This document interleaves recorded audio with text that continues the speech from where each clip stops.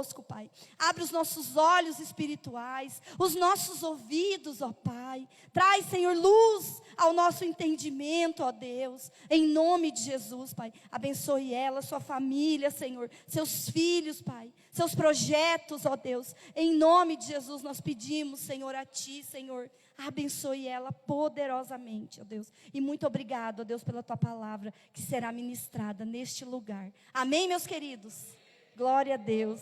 Deus abençoe.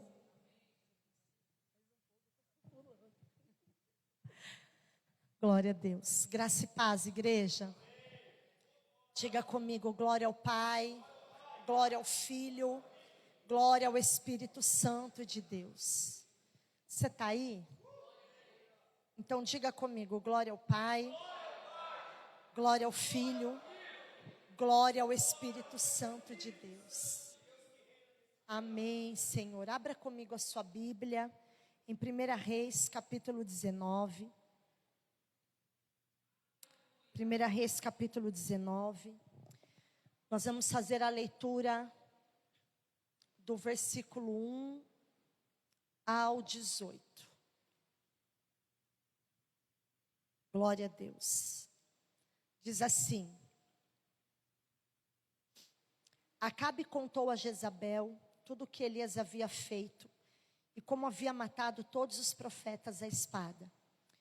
Então Jezabel mandou um mensageiro a Elias para dizer-lhe: que os deuses me castiguem, se amanhã a essa hora eu não tiver feito com a sua vida o mesmo que você fez com a vida de cada um deles.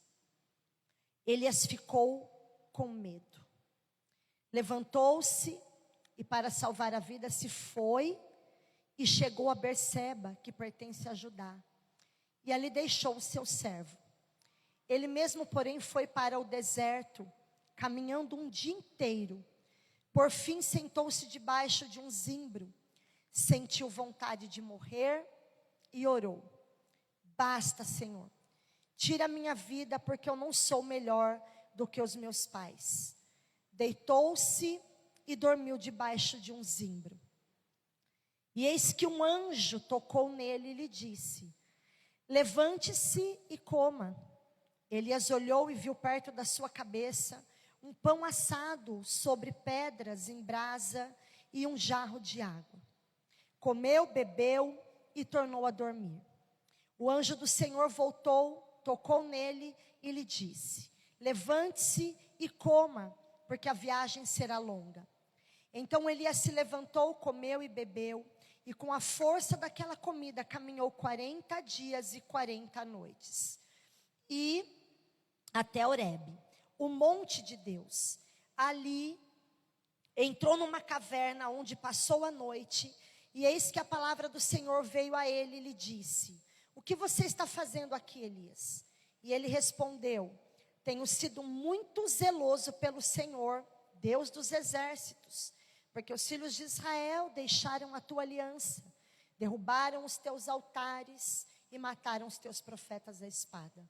Só fiquei eu e eles estão querendo tirar minha vida. Então foi-lhe dito: saia daí e fique diante do Senhor no monte. E eis que o Senhor estava passando. E um grande e forte vento fendia os montes e quebrava as rochas diante do Senhor. Mas o Senhor não estava no vento.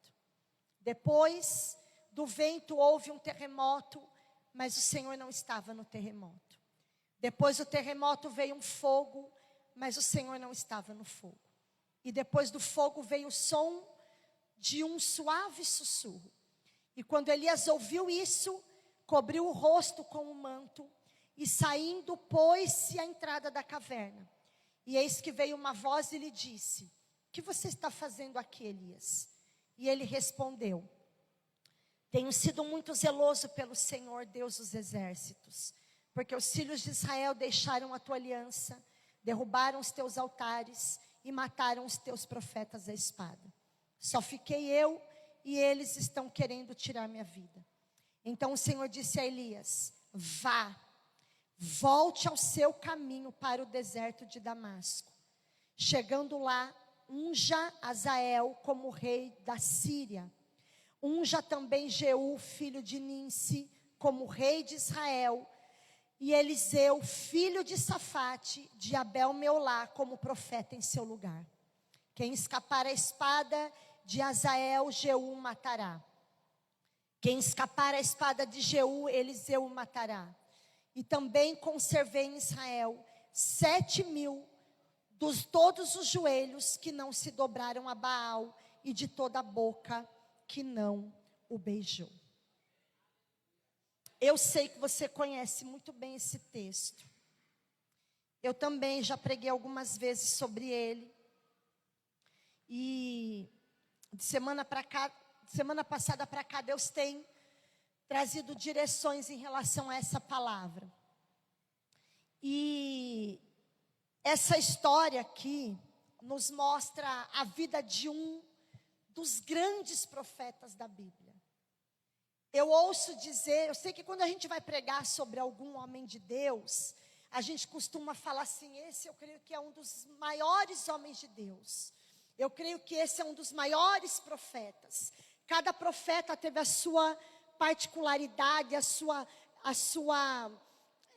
porção, a sua forma de Deus usar, todos eles de forma profunda. Mas, gente, vem cá pensar comigo. Elias, ele é mais ou menos como aqueles homens daqueles filmes que a gente assiste de guerra. Esses dias atrás eu assisti um filme com um pastor. Eu fiquei com raiva do final do filme, mas como eu já fazia 1h30 que eu estava assistindo, eu já estava com raiva. Porque a vida do homem era tão desgraçada, que eu perguntava assim: por que esse homem não morre, gente? Ele era um mocinho do filme, mas a vida dele era uma desgrama tão grande, que eu pensava assim: não vem vitória e também não morre essa desgrama desse homem. O homem foi atacado por um urso. O urso enrasgou ele todinho, arrancou um pedaço da perna, arrancou um pedaço da orelha, arrancou os olhos. Não sei se vocês já assistiram esse filme. Como é que é? O Regresso. Sangue de Deus. Você não assistiu? Vai lá passar raiva também, um pouquinho. O homem não morreu, gente. Ele atravessou a neve todinha. Depois ele morre no final, né? O que mais me deu raiva foi isso. Porque o urso não matou ele e uma desgrama de um tiro matou depois. Mas nada acertava aquele homem. Sabe esse filme de guerra que os caras pegam aqueles fuzil que solta 300 balas por segundo, mas pega na árvore, pega na parede, pega na pedra, estoura o tanque de guerra, mas não pega no cara. É Elias. Elias é esse cara. Desse filme. Sabe? Porque a história vai dizer que foi um homem que não experimentou morte. Então, quando a gente pensa assim, é o cara do filme, né? Que não morre, que passa por tudo e não morre. Elias também passou por tudo e não morreu. Foi arrebatado vivinho. Vivo. E eu fico me perguntando por que Deus, assim, Deus faz escolhas peculiares, né? Deus olha dos altos céus para o mundo inteiro, para o globo terra, para o planeta, e só encontra um justo.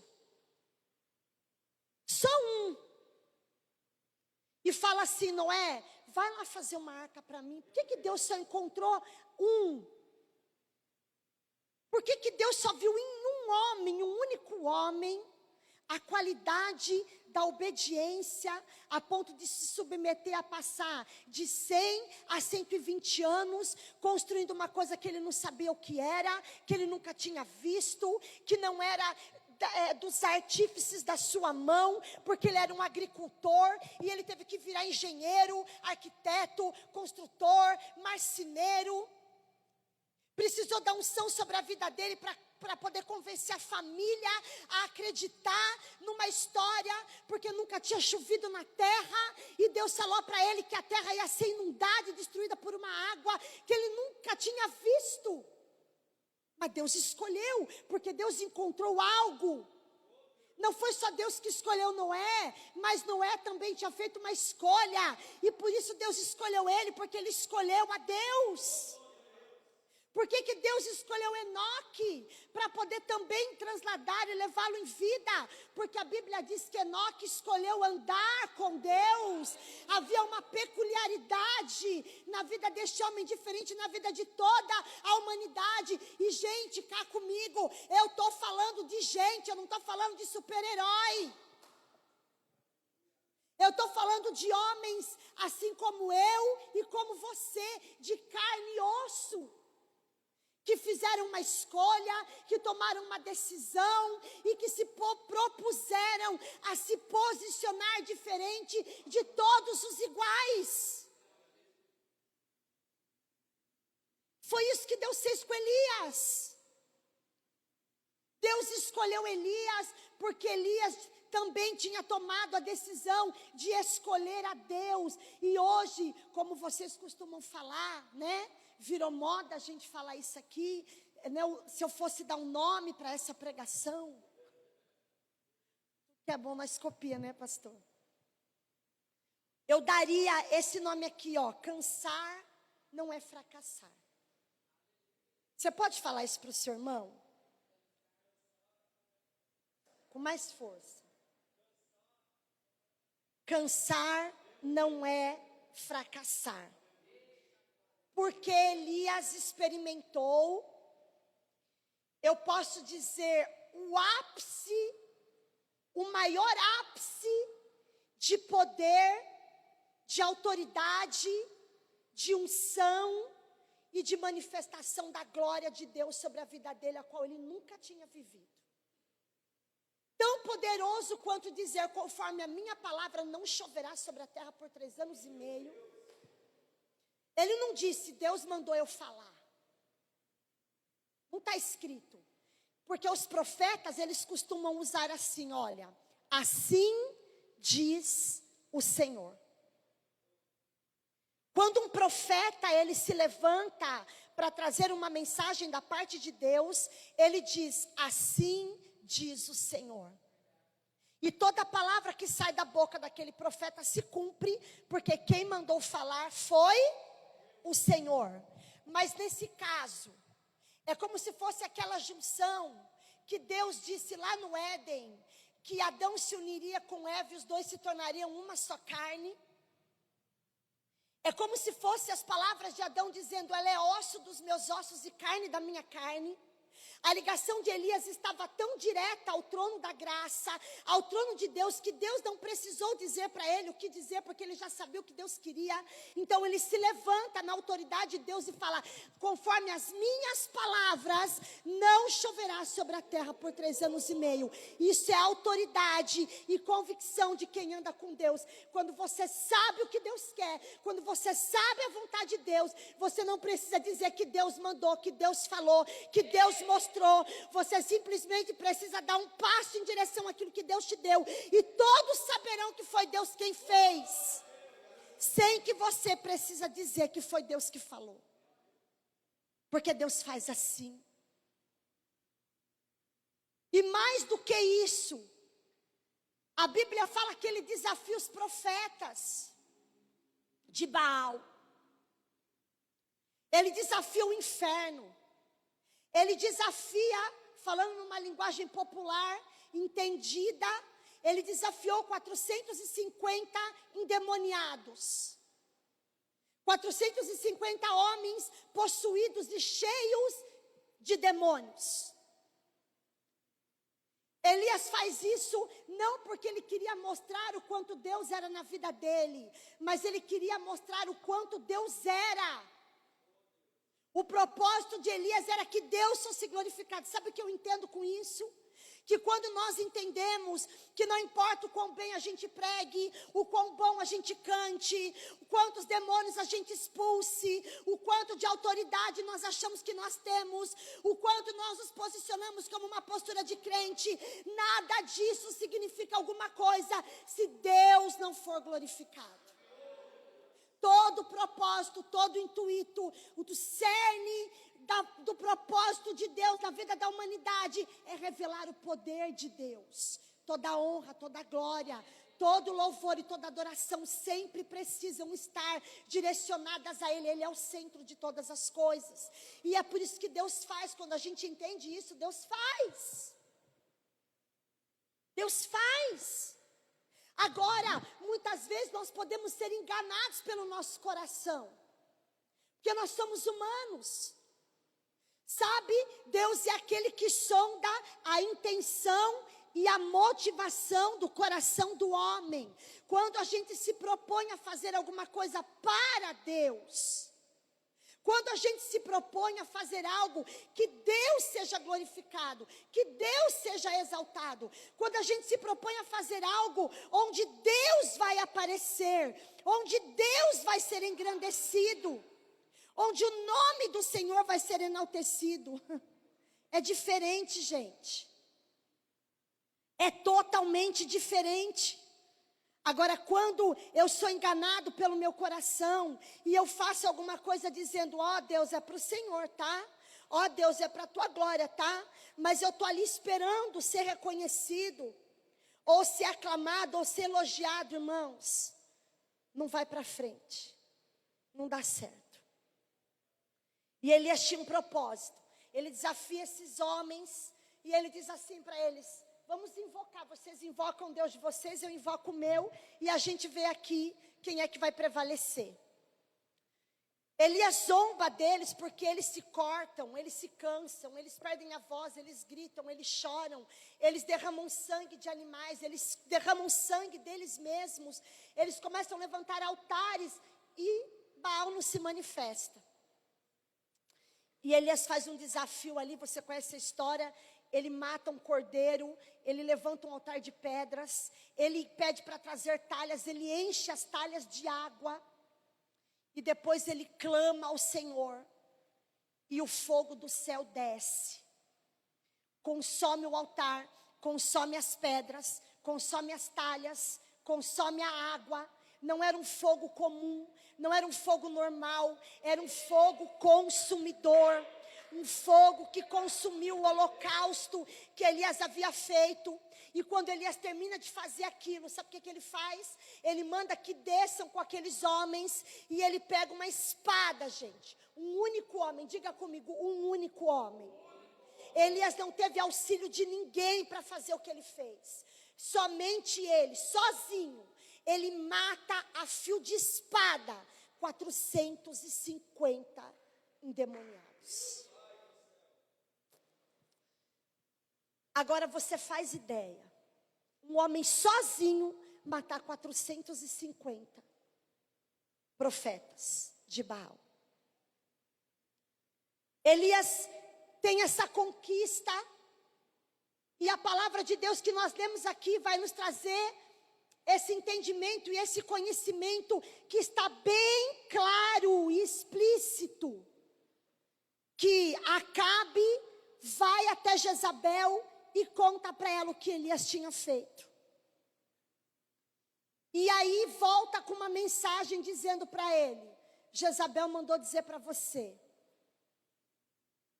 que em menos de 24 horas ela vai fazer com você o que você fez com os profetas dela.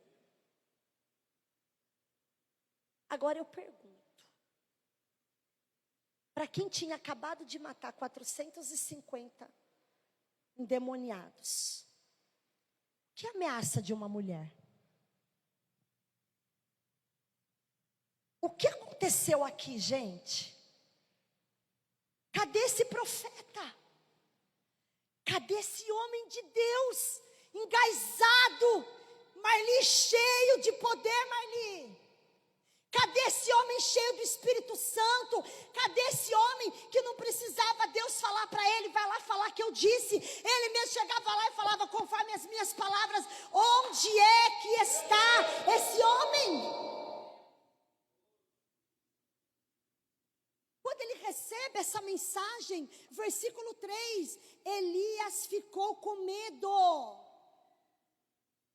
Mas ele não teve medo. Gente, você imagina um monte de endemoniado, pastor Elias, tacando a chibata nas costas, virando o olho, rugindo os dentes.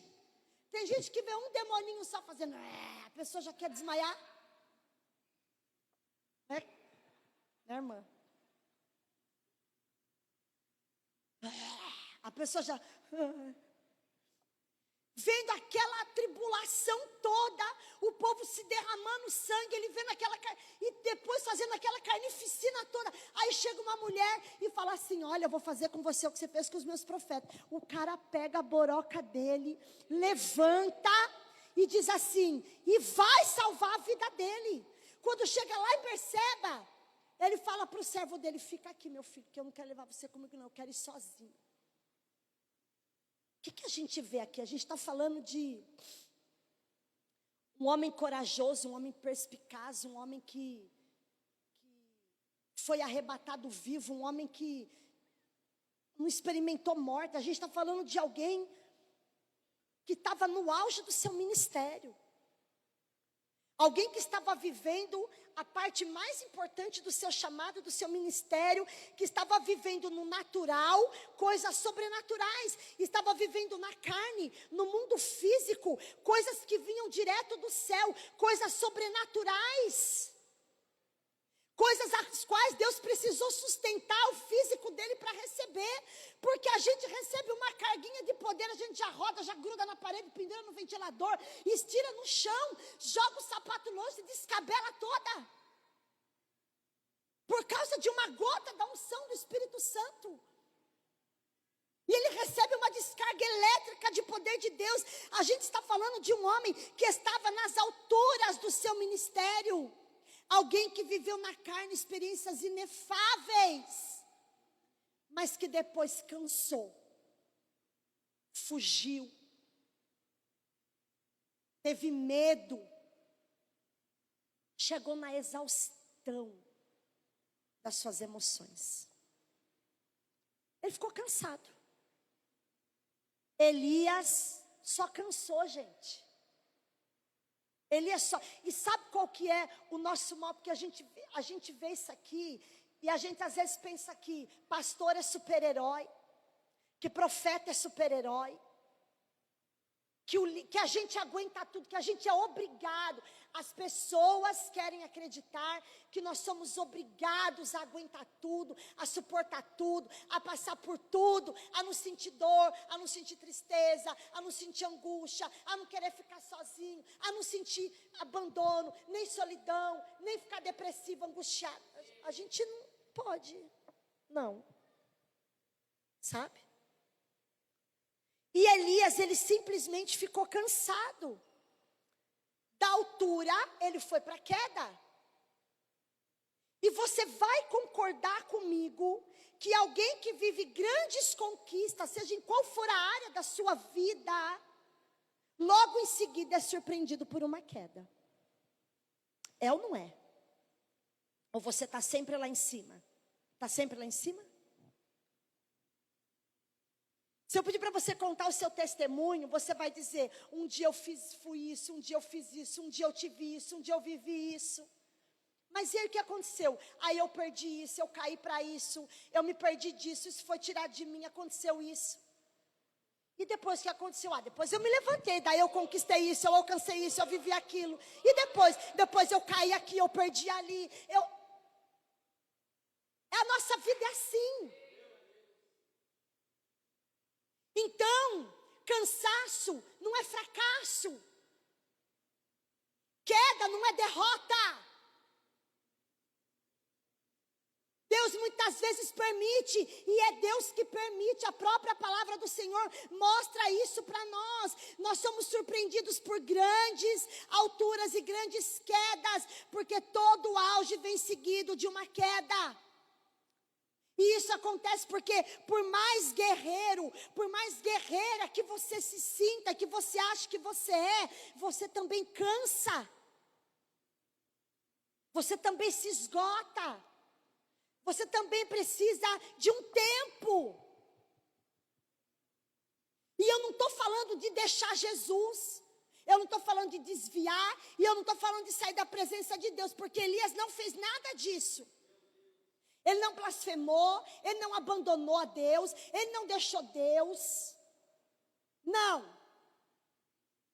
Quando ele vai para debaixo do zimbro e pede para morrer, Ele pede para Deus, ele fala: Senhor, basta, eu estou cansado, me mata.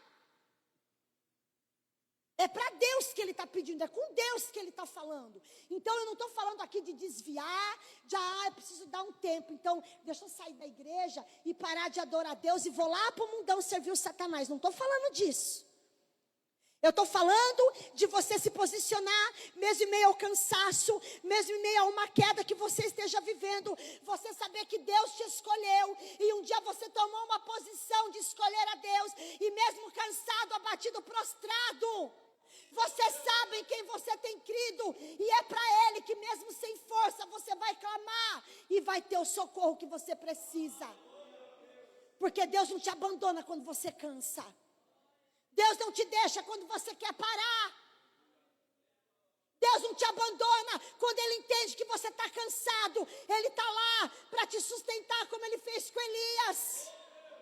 Ele está lá para te dar uma palavra e te levantar como Ele fez com Elias. Então cansar não é fracassar. Muitas vezes o tempo que Deus te dá é para você recobrar as tuas forças, porque Ele vai te levar para algo maior. Para algo maior. E você precisa entender isso, sabe para quê? Para você não ficar despirocado por aí, achando que a unção acabou da sua vida. Achando que Deus desistiu de te levantar, de te usar. Achando que você não tem mais unção, que você não tem mais poder, que a bênção não está mais sobre você, que Deus te abandonou, que o Espírito Santo se retirou, que você agora é um miserável. Só que a palavra de Deus diz que há um tempo, em tempos de alturas, de grandes conquistas e vitórias, Deus nos mostra que somos humanos e dependentes dEle, até mesmo no momento em que a gente precisa descansar. Até para descansar, a gente depende de Deus. Porque é dEle que vem o descanso. Alguém pode pagar uma viagem para você para Dubai. Gente, eu estou cansada, se alguém quiser me dar uma viagem para Dubai, eu aceito. Acho que eu quero ir para a Grécia. Serve. Pode me dar. Mas eu não estou falando aqui desse cansaço. Porque Elias foi um homem que ele invocou o fogo de Deus para consumir tudo que estava no altar que ele levantou. E de repente, em questão de praticamente horas, ele se viu num limbo espiritual. E o que é um limbo espiritual? É aquele lugar de estagnação. Quando uma água fica parada, ela cria o quê? Limbo. Ele entrou num nível de limbo espiritual, sim. Mas Deus estava lá para tirar ele. Ele estagnou, ele não sabia o que fazer, nem para onde ir. Ele saiu sem rumo, começou a fugir. Passou por Berseba, deixou Geazi ali, deixou um servo ali. E foi para o deserto. E começou a andar. E a vida espiritual dele não estava comprometida por causa disso. Mas as suas emoções estavam. Porque a Bíblia fala que ele sentiu medo. Ele sentiu tanto medo que ele fugiu de uma mulher. Não tinha mais endemoniado para ele matar. Só tinha uma mulher para ele vencer. Só tinha uma mulher para ele ir lá. E ele mesmo podia ter arrancado a cabeça dela fora se ele quisesse. Ele tinha poder de Deus para isso. Ele tinha autoridade de Deus para isso. Ele tinha unção de Deus para isso. Ele tinha o próprio Deus com ele para isso. Mas acho que depois de ter que enfiar 450 vezes a espada, põe, tira, põe, tira, põe, tira. Cansou a mente, cansou o físico, cansou a alma, esgotou. Aquele monte de morto abalou o emocional dele. Porque por mais que aqueles homens fossem um bando de endemoniado, para um homem natural, um homem de carne vivente, ter que fazer uma carnificina daquela e sair cantando e adorando como se nada tivesse acontecido, não dá. E a gente não para pensar nessas coisas. E aí a gente pensa o quê? Que Elias fracassou. A gente olha e fala, nossa, Elias teve medo de uma mulher. Não é que ele teve medo de uma mulher. A Bíblia diz que ele sentiu medo, mas as emoções de Elias enganou ele. Ele foi enganado pelas suas próprias emoções. Não havia motivo para ele ter medo daquela mulher. Ele sentiu porque ele estava abalado emocionalmente. Ele estava esgotado fisicamente, psicologicamente desgastado. E a gente também fica assim, porque eu vou dizer uma coisa para você. Porque a gente quer botar frufruzinho e um monte de florzinha no servir a Cristo, quando a palavra de Deus mesmo declara: no mundo vocês terão aflições, porque orar cansa, jejuar cansa, se consagrar cansa, fazer propósito cansa, servir na obra cansa, ser fiel cansa. Cansa, sabe por quê? Porque há uma guerra, a carne não quer nada disso, e você tem que guerrear, você tem que subjugar a carne, você tem que submeter a carne, você tem que dilacerar a carne, você tem que convencer a carne, que o caminho dela não é esse, é outro. Então tudo isso cansa, e tem dia que a gente cansa. Tem dia que a gente cansa. Então, entenda uma coisa, a vida espiritual não está comprometida só porque você está cansado. Ou porque você está cansada. Não está comprometido. Se você tem uma vida com Deus, se você ora, se você busca, se você tem convicção da tua fé em Cristo, da tua salvação, isso não está comprometendo a sua vida espiritual. Deus está com você naquele cansaço, e você vai entender onde eu vou chegar aqui, direcionada pelo Espírito. Eclesiastes capítulo 3, você conhece. O que o texto fala? Que há um tempo, e quando você lê, você vai ver que há um tempo de altura e um tempo de queda, um tempo de altura e um tempo de queda, um tempo de altura e um tempo de queda, para tudo que está escrito em Eclesiastes capítulo 3. Há tempo de abraçar a altura, mas há tempo de deixar de abraçar a queda, solidão, estar sozinho. Há tempo de estar junto, mas há tempo de não estar. Há tempo de viver a altura, mas há tempo de morrer queda. Há tempo de juntar pedras à altura, mas há tempo de espalhar queda. Você está entendendo? Há um tempo para todas as coisas. E o que você tem que fazer? Hoje eu falei no devocional do Transformada sobre isso. Eu não tenho que ser fiel a Deus nos meus jejuns, nas minhas orações, na minha fidelidade, nos meus propósitos, só quando as coisas estão indo mal. Então eu começo a buscar Deus com todas as minhas ações, porque eu preciso de uma vitória. E quando a bênção chega, eu arranco todas as minhas armaduras e vou me deitar. A minha fidelidade tem que ser constante, no tempo de altura e no tempo de queda. Em todo tempo eu preciso ser constante na presença de Deus. E a palavra de Deus fala que esse tempo de altura e tempo de queda é um propósito. Porque Eclesiastes 3 começa falando debaixo da terra. Coloca para mim Eclesiastes 3:1.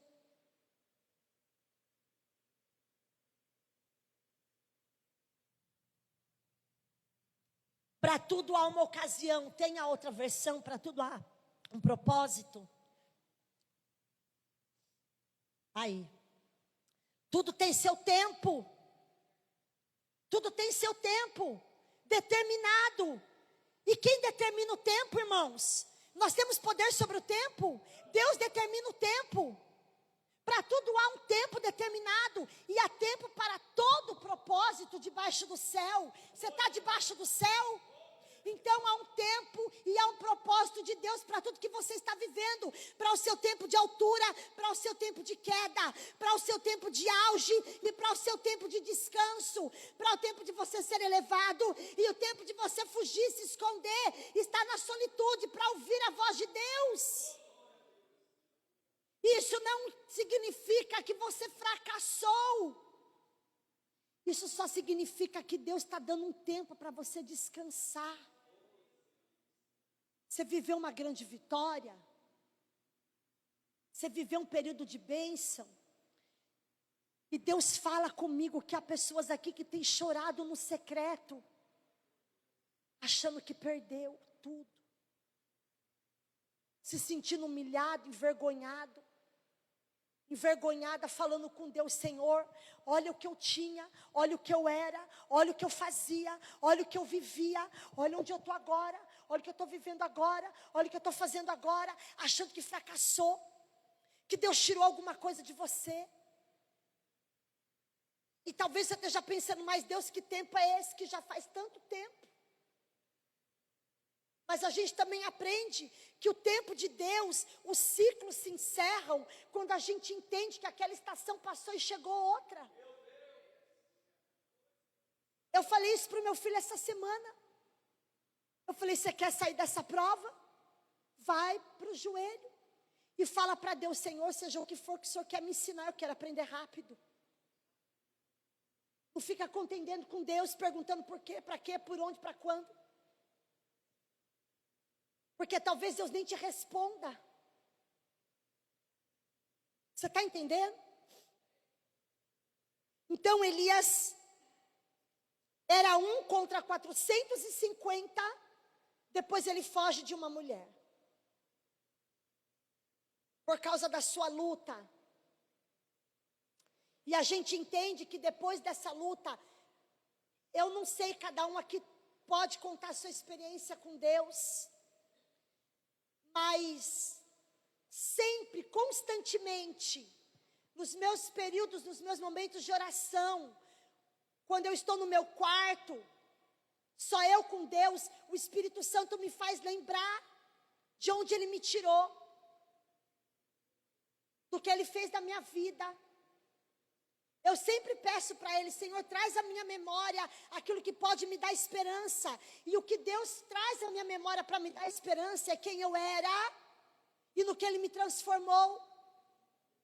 Da onde Ele me tirou, para onde Ele me levou, o que Ele fez de mim. Só que nesse período, nesse processo, nesses quase 30 anos que eu sirvo a Cristo, a minha vida é assim, de altura e queda, altura e queda, altura e queda. Eu não me lembro nunca, nem um dia na minha vida, de eu ter me desviado, de eu ter saído dos caminhos do Senhor. Nunca. Nunca. E eu entendia, e Deus sempre falava ao meu espírito: você precisa passar por isso, é necessário, há um propósito, e o propósito de você passar por isso, é porque aonde eu quero levar você, você não pode ir do jeito que você está. A história de José, você sabe, todo mundo quando prega sobre José, você pode ter 300 milhões de versões de pregações sobre José, mas o cerne da história de José vai ser sempre o mesmo. Um menino não podia ocupar o cargo de um governador de uma nação e ser alguém que salvaria o mundo. Ele precisou passar por tudo que ele passou. Você entende o processo? Você acha que José também não ficou cansado? Por que você acha que José falou para o copeiro do rei: o outro vai morrer, você vai viver, mas quando chegar lá, lembra de mim? Por que você acha que ele falou para o cara: lembra de mim, pelo amor de Deus? Porque certamente ele achou que ele estava esquecido naquela prisão. Porque já tinham se passado quase 15 anos que ele estava nessas quedas. Quando é que vai chegar o auge? Eu não sei quantos anos faz que você desceu das alturas. Eu sei de uma coisa: Deus está com você. Tem pão e água para a sua vida. Deus está descansando você. Desfruta o caminho. Não é isso? Desfruta o caminho. Deus está cuidando, Ele está alimentando, Ele está sustentando, Ele está mantendo você. Para viver algo, você quer viver algo, Deus fez uma promessa, Deus prometeu algo, você só consegue olhar para aquilo que Deus prometeu. Você está tão focado naquilo que Deus prometeu, que você não está se permitindo ser tratado pela caminhada e o processo que você está vivendo. O povo só sabia falar para Moisés: você trouxe a gente para morrer nesse deserto, cadê a terra prometida? Cadê a terra prometida? Cadê a terra prometida? Mas o caminho todo, eles não viam os milagres, não viam o favor de Deus, não conseguiam ser gratos pelo que Deus fazia, porque eles só olhavam para o deserto. Aí quando Deus mostra para eles, manda espiar a terra prometida, eles voltam falando, não é para nós. Sabe, queridos, Senhor, olha, eu tô cansada. Eu estou cansado, Senhor, eu estou esgotado. Essa caminhada está me desgastando. Parece que eu não vou aguentar. Senhor, abre meus olhos espirituais para que eu possa enxergar que o Senhor está caminhando comigo até que eu chegue ao meu destino final. Até que eu alcance o lugar que o Senhor tem para mim. E quando a gente vê essa história, parece até que é uma coisa contraditória. Mas a gente não pode nem espiritualizar tudo e nem achar também que tudo é normal. Sim ou não?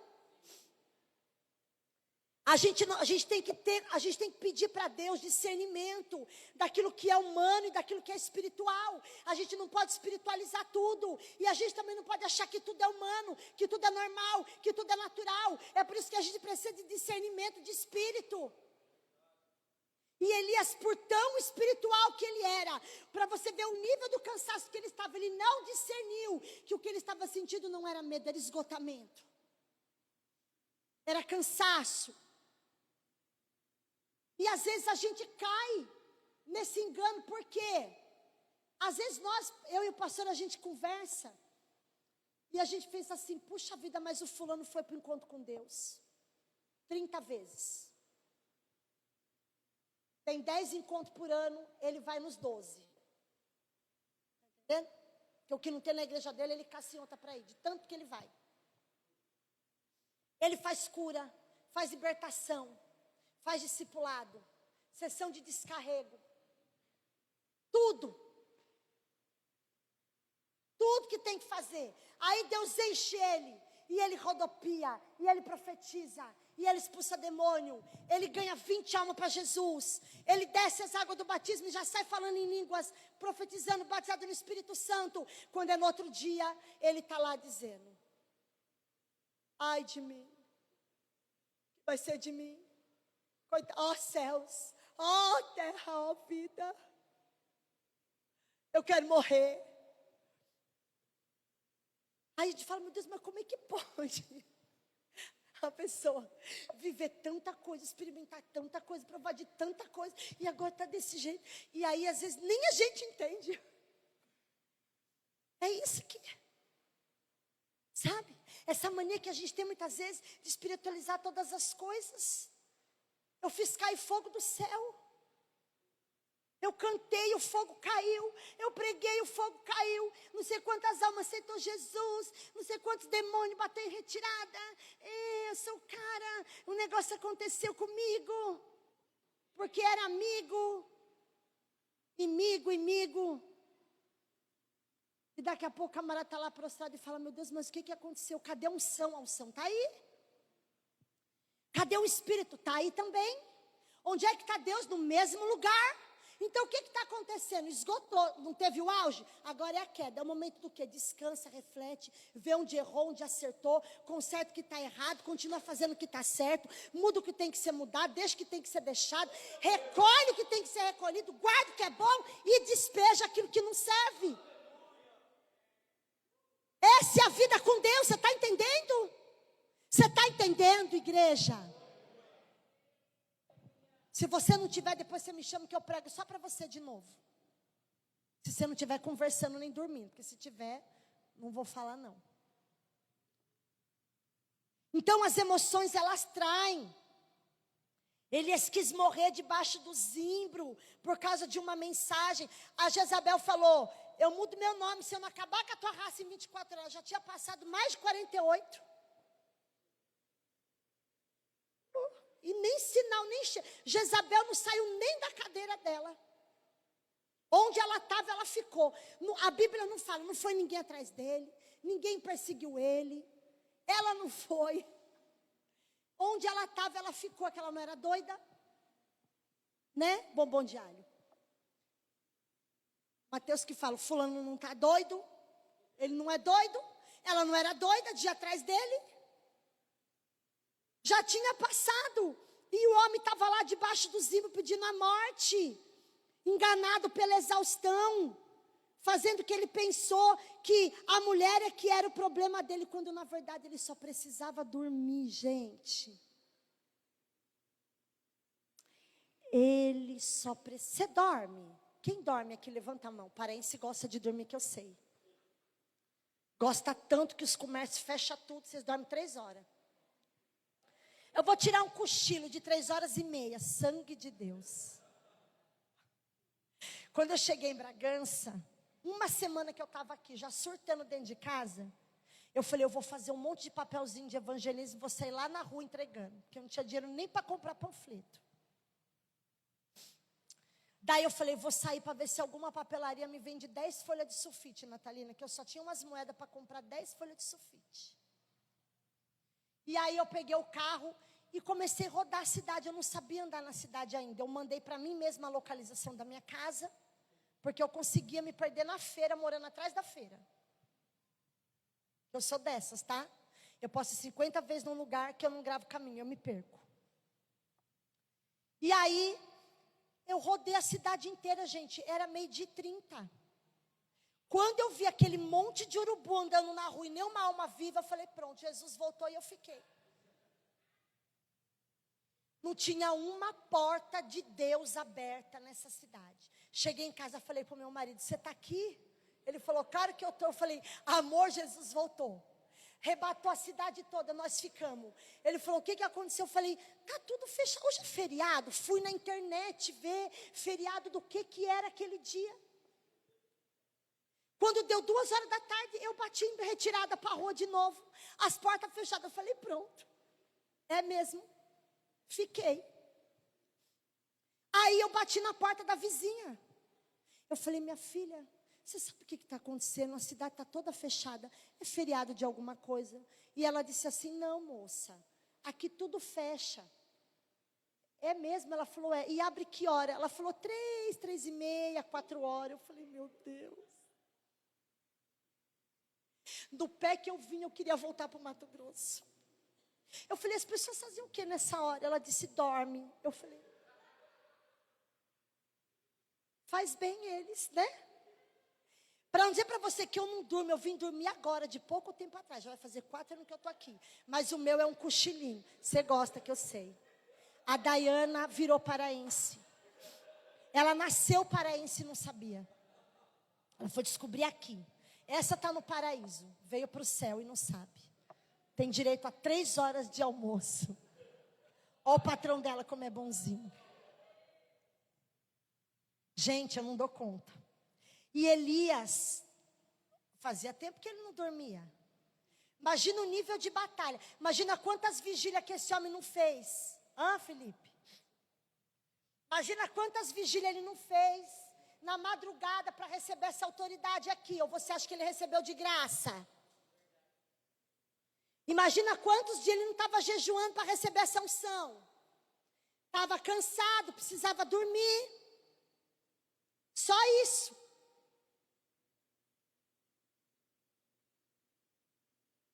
Só que Elias, ele estava tão exausto que ele esqueceu que o mesmo Deus que protegeu ele de 450 endemoniados, era o mesmo que ia livrar ele daquela mulher. Porque a exaustão, gente, eu vou falar, ela cega a gente, tá? Se você nunca chegou a um ponto de exaustão, louvado seja Deus que você nunca chegue. Os paraenses exausta, dormindo 3 horas por dia? Não, né? A Nete falou que não. Esses dias eu até falei, tem uma frase que nós de São Paulo usa, a gente fala, quando uma pessoa é bem tranquila e sossegada, não me entendam mal, tá, gente? Não estou ofendendo ninguém, não. A gente fala, o fulano quer que o mundo acabe em barranco só para ele morrer encostado. A gente não fala assim? Né? E Elias estava clamando por um barranquinho desse. E Deus deu para ele, né? Então a exaustão dele não era física, era emocional. O problema dele estava na mente. Gente, entenda uma coisa, o cansaço físico. Quando você está só cansado fisicamente, você deita, dorme, descansa, você toma um banho e você está renovado. E você está restaurado, você está fortalecido, porque o cansaço era só físico. Mas ele estava exausto emocionalmente, não só fisicamente. Eu estou falando de uma exaustão daquelas que você deita para morrer, quando você tem um vazio, quando você sente que você está sozinho, que parece que ninguém está vendo você. Percebe que no momento que você mais precisa de alguém, parece que você se torna invisível? Você já percebeu que quando você mais precisa de socorro, parece que ninguém está te vendo? Parece que ninguém enxerga você. E era assim que ele estava se sentindo. A ponto dele, ele queria tanto ficar sozinho, que ele deixou o servo dele e foi caminhar sozinho. E foi falar com Deus. Quem nunca aqui fez essa oração? Quem nunca fez essa oração e não falou: Jesus, volta logo. Volta, volta, volta, senão me mata. Mas você não quer que Jesus volta porque você está ansioso pelo arrebatamento, é porque você quer morrer. Gente rindo, porque você pensa que engana Deus, mas Deus sabe por que você está pedindo para Ele voltar.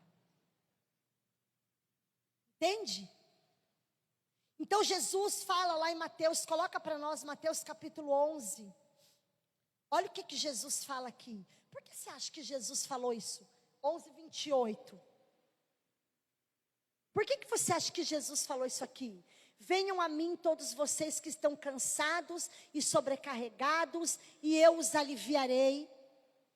Próximo.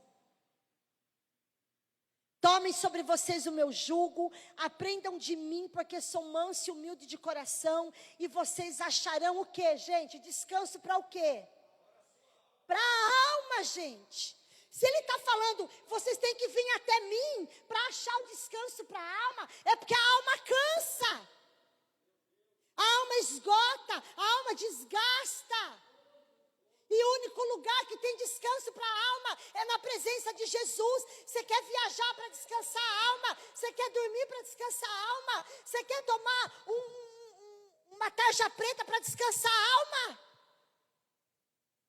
A alma se descansa nos pés de Cristo, na presença de Deus. A exaustão te sabota e você nem sabe por que você está assim. Você nem sabe por que você quer fugir de coisas que você venceria com estalar de dedos.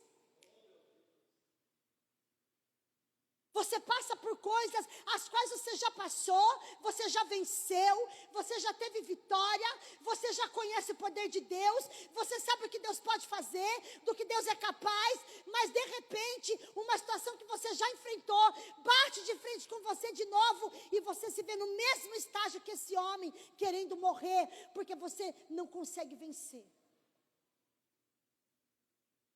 Tudo isso porque você acha que você é um super-herói. Mas você não é. Você pode não ser um super-herói, mas você é forte. Você é corajoso, corajosa. Você é guerreiro. Você é insistente, você é persistente. Se você está aqui, é porque você já superou muita coisa. Se você está sentado nessa cadeira, é porque você já venceu grandes batalhas. Você já é vitorioso. Você já conquistou a bênção. Se você está sentado nessa cadeira, é porque Deus já te deu muito pão e muita água nessa caminhada. É porque Deus já te arrancou de muitas cavernas. Se você está sentado nessa cadeira, é porque Deus já te deu vitória, irmão. Você já venceu. Você vai vencer quantas vezes for preciso, porque todos podem te abandonar, ainda que você se sinta sozinho. A presença de Deus está lá. A presença de Deus está na tua vida, está na tua casa, está no teu trabalho, está nos teus negócios, está na tua saúde, está na tua mente, está na tua alma, no teu espírito. A presença de Deus está em tudo. Não existe nenhum lugar onde Deus não esteja. Ele está em todos os lugares. E sabe o que é mais lindo dessa história? Eu já estou encerrando. O mais lindo dessa história é que Deus não faz nada de divino, pastora, nem de sobrenatural, Dudinha, para levantar esse homem. Deus não faz nada. Deus não manda fogo do céu como Ele fez no Monte Carmelo para reavivar Elias. Ele só deu para ele o que ele precisava: a presença, o sono e a comida. Deus não foi lá e falou: Elias, receba, receba, receba, receba, receba, receba, receba. Deus não fez nada disso. Não que não existam momentos que isso seja necessário. Mas lembra que a gente tirou aqui que é um tempo para todas as coisas? Às vezes as pessoas olham para você e acham que por causa que você está vivendo, você não tem poder, você não tem unção, você não tem autoridade, mas você tem tudo isso. E você não precisa que desça fogo do céu sobre a tua vida para você se levantar e ser restaurado. Você só precisa da presença, da água e da comida. A água é o Espírito Santo de Deus e a comida é o Cristo, é o pão vivo que desceu do céu. É só disso que você precisa. Você não precisa de mais nada. Eu não preciso de mais nada. Nós só precisamos disso. E era só isso que ele precisava.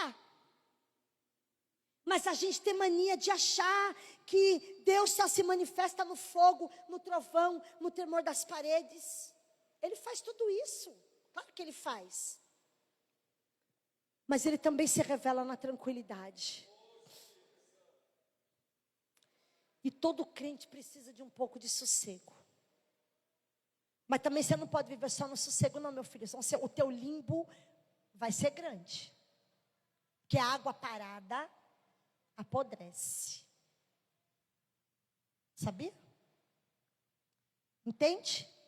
O que Deus está falando comigo e com você nessa noite? Você se respeita?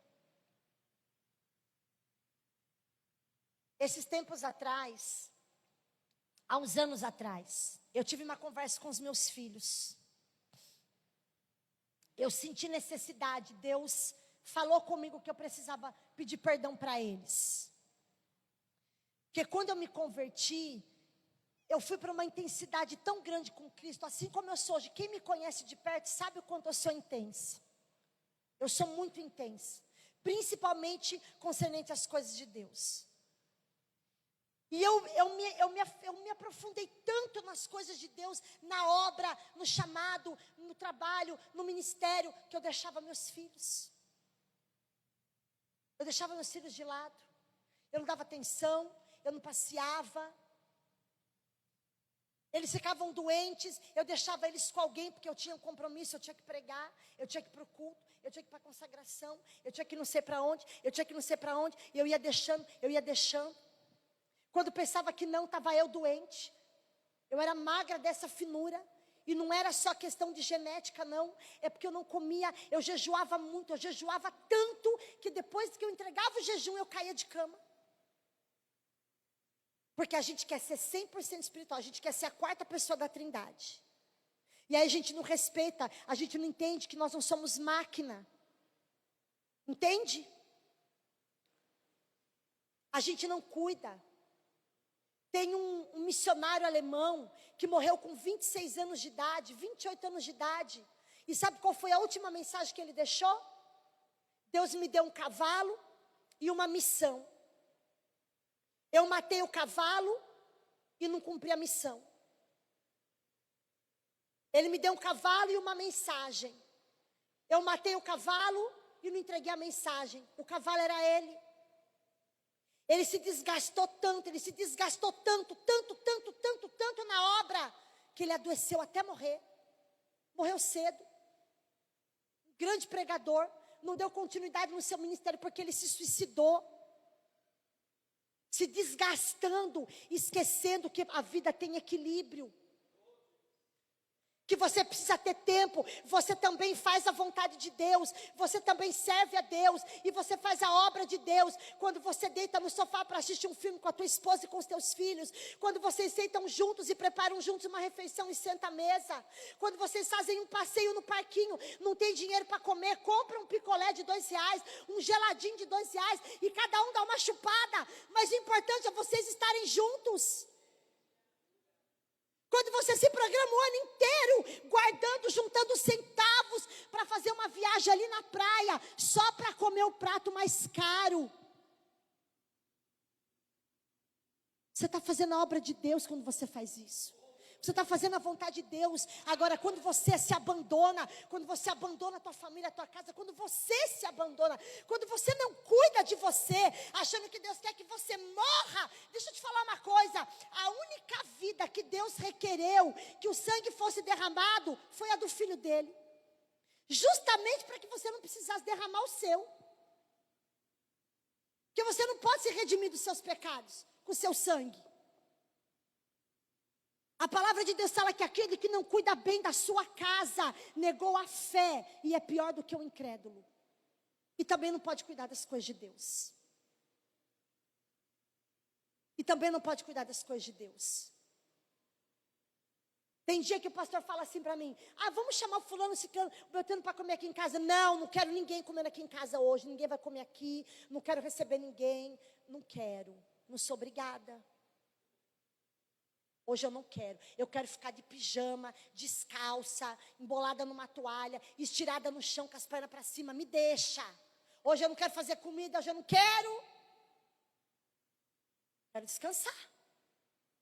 Estou pecando? Se eu tivesse, você está pecando mais do que eu, porque você dorme 3 horas na hora do almoço.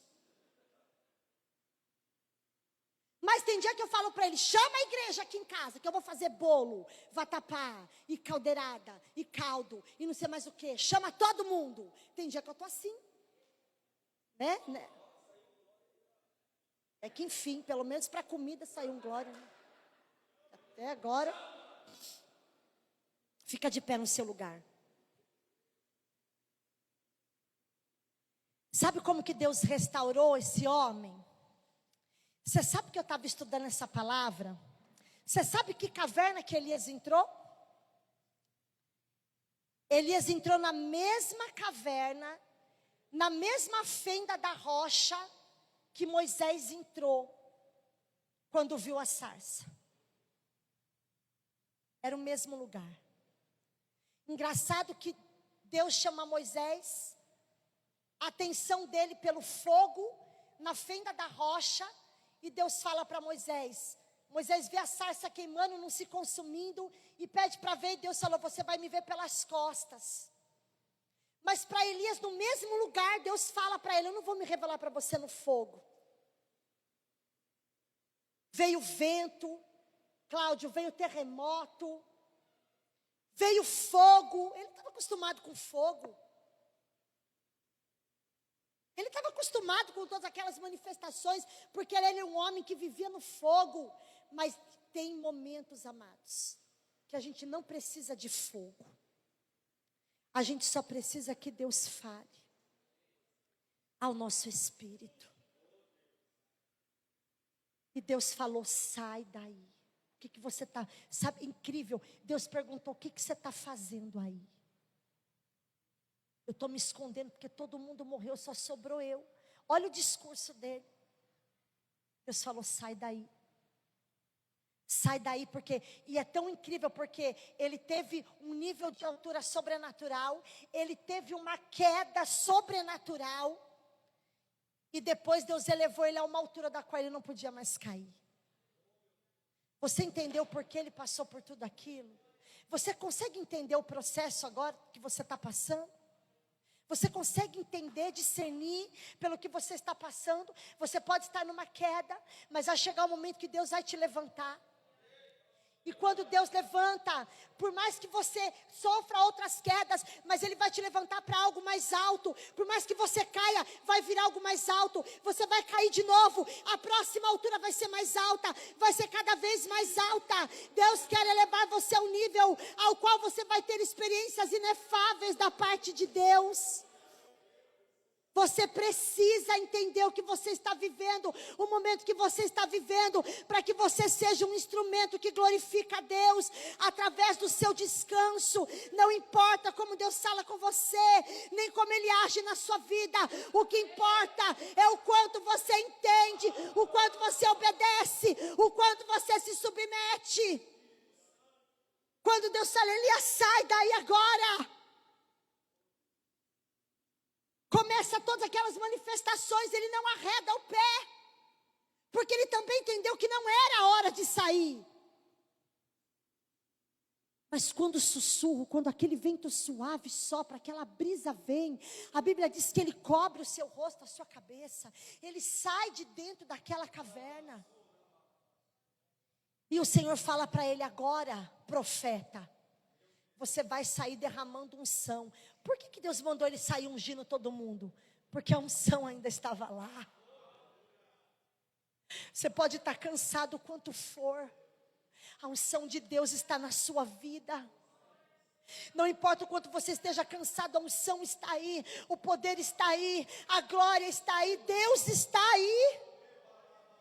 Deus falou para ele: você vai ungir Jeú, você vai ungir Azael, você vai ungir Eliseu no seu lugar. Sabe por quê? Deus ainda falou para ele: você vai ungir outro no seu lugar. Deus estava falando para ele: eu vou colocar outro no seu lugar, outro vai ocupar o seu lugar, e você não vê aquele homem dizendo: será possível? Depois de tudo que eu passei, eu ainda vou ter que dar meu lugar para outro. Não, você não está entendendo. Quando Deus pede o teu lugar, é porque o lugar que Ele tem para a tua vida é muito maior do que esse que Ele te tirou. De candalabassuri me candarabaxéria. Desapega daquilo que não é teu. A unção é de Deus, o chamado é de Deus, a glória é de Deus, o poder é de Deus. Quando Deus te tira de um lugar, é porque Ele tem algo muito maior para a sua vida. E você precisa entender esse tempo. Se você está cansado, é hora de você não entregar. E nem entregar, não é hora de você se desvencilhar do que Deus tem para a tua vida. É hora de você entender o tempo. Talvez você tenha que descansar para tomar posse de algo maior. É só Deus que faz isso. É só Deus que faz isso. Em nome de Jesus, coloque a mão na sua cabeça, feche teus olhos, coloque a mão na sua cabeça, comece a declarar agora: Senhor, toma minha mente. Comece a entregar os seus pensamentos a Deus, comece a repreender todas as setas de Satanás. O diabo quer te sabotar, ele está tentando convencer você. Todas as vezes que o diabo disse para alguém que era o fim, Deus estava na verdade começando algo novo. Deus estava começando algo novo. O diabo falou para José lá dentro da cisterna: eu vou acabar com a sua vida. Mas Deus falou no coração e na mente de José: você vai ser o governador do Egito. Eu vou te dar grandes vitórias. O Egito espera você como governante. O diabo falou para Moisés no deserto: é o fim, você vai morrer aqui nesse lugar. Mas Deus falou para Moisés: eu vou usar você como libertador do meu povo. Toda vez que o diabo declara o fim, Deus fala que é um começo. Esther também achou que fosse morrer, mas Deus falou: eu coloco você nesse lugar para ser rainha. Você vai salvar a minha nação. O diabo falou para Jesus na cruz: eu venci. Jesus morre, é sepultado, mas na ressurreição ele vence a morte. Você pensa que acabou, e Deus está falando nesta noite: eu estou começando algo novo. Eu estou restaurando a tua vida.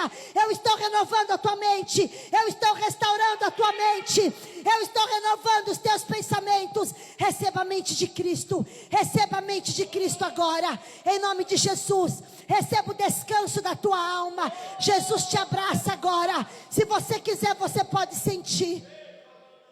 Jesus te abraça. Jesus te abraça. Jesus te abraça agora. Ele dá descanso. Ele traz descanso para a tua alma. Oh, receba a mente de Cristo, em nome de Jesus, Espírito Santo de Deus.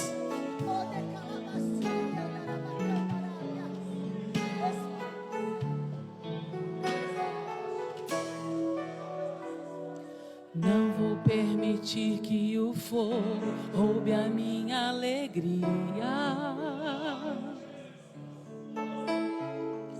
Lutas servem para ensinar a dependermos de Deus todo dia. Se o meu momento é chegado e estou sendo provado, Deus participa de tudo, nada é em vão, nada é por acaso. Se está doendo, Deus está vendo. Já vai passar, Deus vai transformar em alegria o meu lamento. E não demora a minha prova, e pelos olhos da fé vejo Deus mudando essa história. Eu vou passar pelo fogo outra vez, mas eu não vou desistir. Sem a presença de Deus eu não me atrevo a sair daqui. Eu vou passar pelo fogo outra vez, mas vou estar bem guardado em Deus. E quando Ele me abraça, eu não temo a fornalha ou perigo. Passo pelo fogo outra vez, mas Deus está comigo.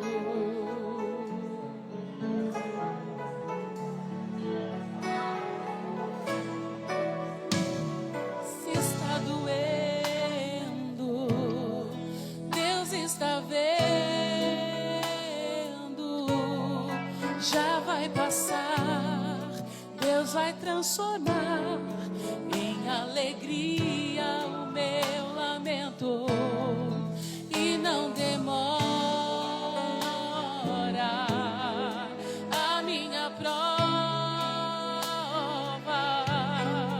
e pelos olhos da fé vejo Deus mudando essa história. Deus vai mudar a minha história, mas eu não vou desistir. Sem a presença de Deus eu não me atrevo a sair daqui. Eu vou passar pelo fogo outra vez, mas vou estar bem guardado em Deus. E quando Ele me abraça, eu não temo a fornalha ou perigo. Passo pelo fogo outra vez, mas Deus está comigo. Comigo.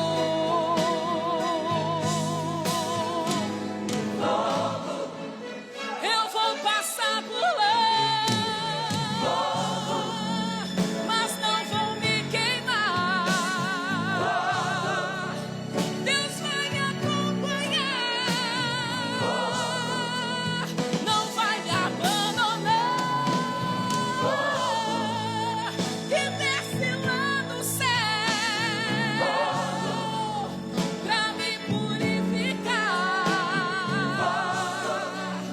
que prova minha fé, fogo pra me renovar. Eu vou passar pelo fogo outra vez, mas sei que vou conseguir. Sem a presença de Deus eu não me atrevo a sair daqui. Eu vou passar pelo fogo outra vez, mas vou estar bem guardado em Deus.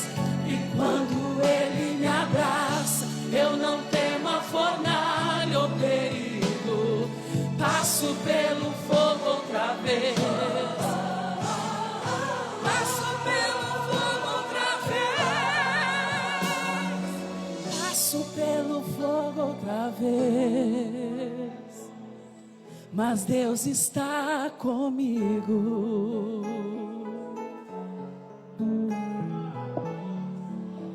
Deus está com você todos os dias da sua vida.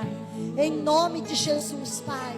Espírito de Deus, como o Senhor conduziu todos os homens que o Senhor levantou sobre a face desta terra, por todos os desertos, conduz a tua igreja e o teu povo, Senhor. Esse mundo é o nosso deserto, Pai. Esse mundo, Deus, é o deserto que o Senhor nos colocou.